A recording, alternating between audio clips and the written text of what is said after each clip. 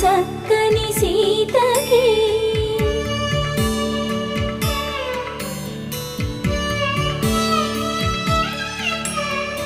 ఎర్ర జాబిలి చేయి రాముడేడని అడుగుతుంటే చూడలేదని పెదవి చెప్పే చెప్పలేమని కనులు చెప్పే నల్ల పూసైన